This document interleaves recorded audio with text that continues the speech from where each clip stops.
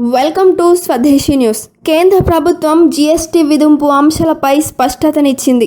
Bank account నుండి cash withdraw చేసుకుంటే ఎలాంటి జీఎస్టీ ఉండదని పేర్కొంది. అలాగే ఏటీఎం నుండి నెలకు 10 ట్రాన్సాక్షన్లు ఉచితమని, జీఎస్టీ పడదని క్లారిటీ ఇచ్చింది.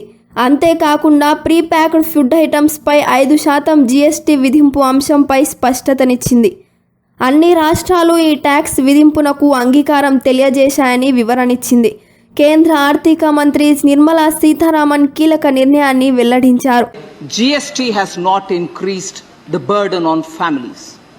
And this I'm saying because the rates on some of the items before GST was far higher.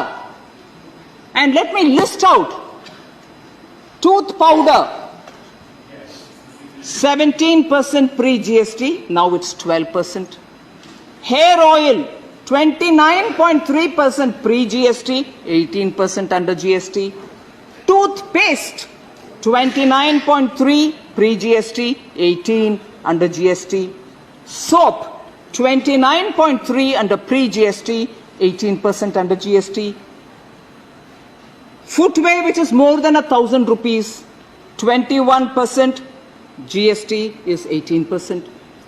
Paints, sir, and varnishes, which are necessary for the ordinary citizen to, make his house up, 31.3% pre-GST. It's 18% now, sir. Sugar, which आम घर में उपयोग में आता है, 6% pre-GST. Now it's 5%. Sweetmeats, मिठाई दुकान से जो तो लेते हैं, 7%. 5% now in GST, 7 under pre-GST. Washing machines, which has now become a common household thing, everybody wants some model or the other, 31.3% pre-GST, 18% now. Vacuum cleaners, 31.3%, 18% now. Televisions up to the size of 32 inches, 31.3, now it's 18%. LPG stove, 21% pre-GST, 18%. LED lamps, which Piyush ji as minister propagated that people should have LED lamps in their houses, 15% under pre-GST, GST is 12. Kerosene pressure lantern, which for emergency we use in poor households, which till today didn't receive electricity, 8% before, 5% now. So, Derek O'Brien, families which want to buy things today are buying it at far lesser rate under the GST. Bank account నుంచి డబ్బులు withdraw చేసుకుంటే GST పడుతుందా లేదా అనే అంశంపై clarity ఇచ్చారు. Bank cash విత్డ్రాయల్పై GST లేదని స్పష్టం చేశారు. అలాగే ఏటీఎం నుండి 10 ట్రాన్సాక్షన్లు నెలలో ఉచితమని, డబ్బులు విత్డ్రా చేసుకుంటే జీఎస్టీ లేదని వివరణిచ్చారు. రాజ్యసభలో ఈ మేరకు నిర్మలా సీతారామన్ ఈ విషయాలను వెల్లడించారు. ప్రింటర్ నుంచి బ్యాంకు కొనుగోలు చేసే చెక్స్ పైన మాత్రమే జీఎస్టీ ఉంటుందని, కస్టమర్ల చెక్స్ పై జీఎస్టీ ఉండదని ఆమె తెలియజేశారు. అలాగే హాస్పిటల్స్లో బెడ్స్, ఐసీయూ రూమ్స్ పై జీఎస్టీ లేదన్నారు. రోజుకు 5,000 రెంట్ చెల్లించే రూమ్స్ పైనే జీఎస్టీ ఉంటుందన్నారు. అలాగే లూజ్ ప్యాక్ ఐటమ్స్ పై జీఎస్టీ లేదన్నారు. ప్రీ ప్యాక్డ్ లేబుల్ ఐటమ్స్ పై మాత్రమే 5% ట్యాక్స్ పడుతుందని వివరణ ఇచ్చారు. జీఎస్టీ కౌన్సిల్ సమావేశంలో అన్ని రాష్ట్రాలు ఈ 5% జీఎస్టీ విధింపును అంగీకరించాయని, ఒక్క రాష్ట్రం కూడా ఇందుకు అడ్డు చెప్పలేదని స్పష్టం చేశారు. శ్మశాన వాటికపై జీఎస్టీ లేదని చెప్పారు. I would like to say there is no GST on withdrawal of cash from bank, specifically on the checkbooks. GST has been imposed on the bank checkbooks when banks buy it from the printers of the checkbooks, because banks will have to buy it in bulk.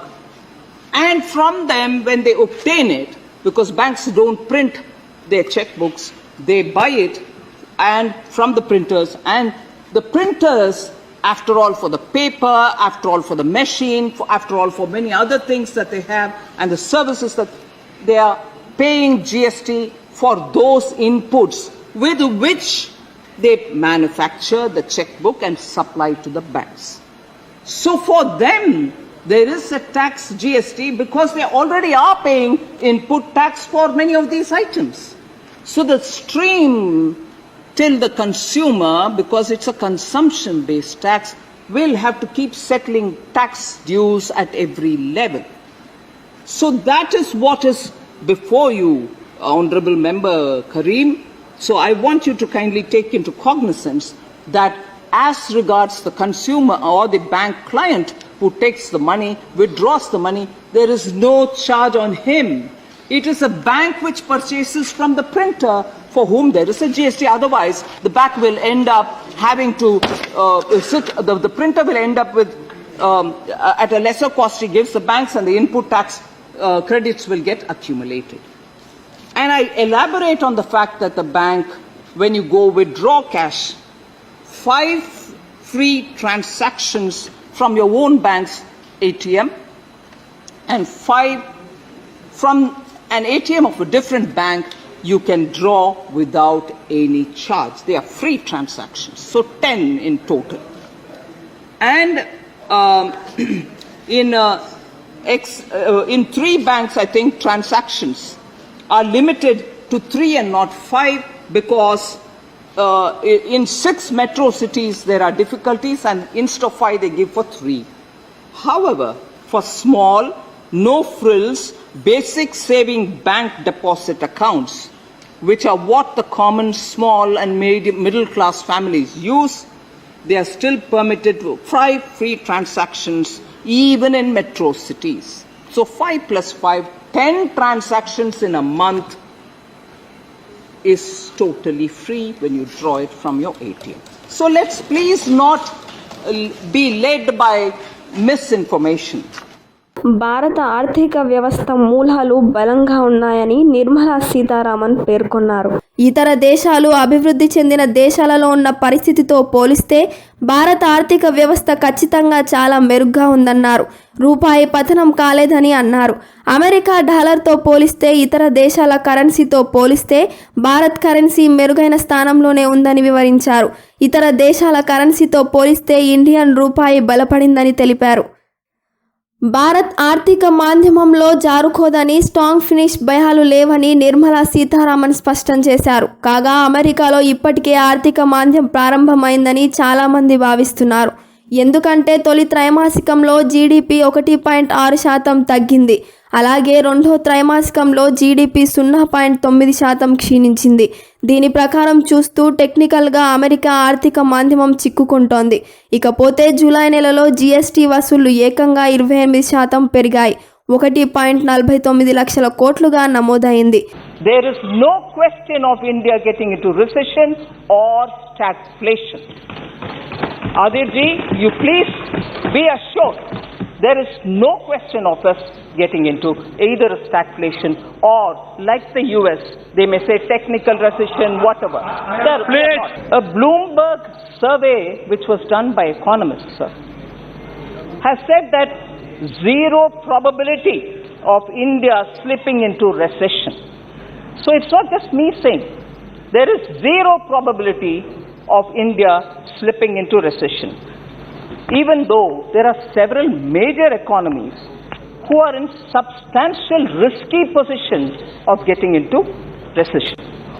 The debt to GDP ratio of many countries are in triple digits, and that includes Japan, Greece, Italy, Bhutan, Singapore, US, Portugal, Spain, France, Sri Lanka and Canada. Whereas the central governments very consciously have controlled its debt, and it is at 56.29% of the GDP at the end of 21-22, compared to 59.9% pegged in the revised estimates for that year. So even from the revised estimates, we have brought it further down. So even when comparing the general government debt, which means the center and the states, India is in a far better position than its peers. According to the IMF data, it's not me saying it, with a general debt to GDP ratio of 86.9, which includes both center and states. So I just want to draw the attention of members so Globally, if the situation is pandemic, Russia, wave, second wave, third wave, and the Ukraine conflict and the disruption in the supply chain, if globally each country is in this situation, India's position, I've just given you some few comparisons. Please subscribe Swadesi News Telugu. Have a good day. Bye bye. Signing out with me, Prashanti.